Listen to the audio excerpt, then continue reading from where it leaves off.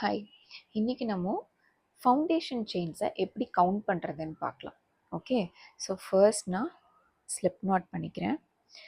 Slip not பண்ணிவிட்டு chains பண்ணுறேன். ஒன்று ஆக்சுவலாக 4 மெத்தட்ஸ் ஆஃப் கவுண்டிங் இருக்குது. ஃபர்ஸ்ட் மெத்தட் பண்ணும் போதே நீங்கள் கவுண்ட் பண்ணி பண்ணுறது 1 2 3 4 5 and 6. ஓகே, ஸோ 6 பண்ணியிருக்கேன். இப்போது பண்ணிட்டீங்க, கவுண்ட் பண்ண மறந்துட்டீங்க. ஸோ திரும்ப நீங்கள் ஃபர்ஸ்ட்லேருந்து கவுண்ட் பண்ணணும்னா திரும்ப ரிமூவ் பண்ணி திரும்ப பண்ணுறது கஷ்டமாக இருக்கும். ஸோ இங்கே உங்களுக்கு இதான் உங்களோட ஸ்லிப் நாட். ஓகேவா, இங்கே ஸ்மால் டெயில் இருக்குது, அதுக்கப்புறம் நம்ம ஸ்லிப் நாட் பண்ணோம். ஸ்லிப் நாட்க்கு அப்புறமா இந்த ஃபர்ஸ்ட் வி தெரியுதா, இதுதான் உங்களோட ஃபர்ஸ்ட் ஃபவுண்டேஷன் செயின். அண்ட் இது உங்களோட second foundation chain, third, fourth, fifth and last foundation chain. இது இங்கேருந்து தானே ஹூக் வருதுன்னு சொல்லிட்டு இதை ஸ்கிப் பண்ணிட முடியாது.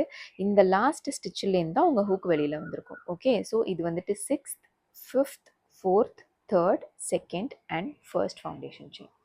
ஓகே, ஸோ இப்போது இது ஒரு மெத்தட். நெக்ஸ்ட் மெத்தட் எப்படின்னா, இங்கே உங்களுக்கு மேலே லூப்ஸ் தெரியுதா அண்ட் கீழேயும் உங்களுக்கு லூப்ஸ் தெரியும். இந்த மாதிரி கீழே தெரிகிற லூப்ஸ் எல்லாமே வந்துட்டு ஃப்ரண்ட் லூப்ஸ்ன்னு சொல்லுவோம். ஓகே, இது ஒரு front loop, front and front. இந்த மாதிரி பேக் சைடில் இருக்கிறதெல்லாம் பேக் லூப்னு சொல்லுவோம். ஸோ எய்தர் நீங்கள் ஃப்ரண்ட் லூப்ஸ் எத்தனை இருக்குன்னு கவுண்ட் பண்ணால் எத்தனை ஃபவுண்டேஷன் செயின் பண்ணியிருக்கீங்கன்னு தெரிஞ்சிடும். அப்படி இல்லைன்னா பேக் லூப் எத்தனை இருக்குன்னு கவுண்ட் பண்ணிங்கன்னா எவ்வளோ ஃபவுண்டேஷன் செயின் பண்ணியிருக்கீங்கன்னு தெரியும். ஓகே, ஸோ 6 பண்ணியிருக்கோம். நார்மலாக நம்ம கவுண்ட் பண்ணது 6 இருந்தது. இப்போது ஒன்லி நான் பேக் லூப் கவுண்ட் பண்ணுறேன். 1 2 3 4 5 and 6.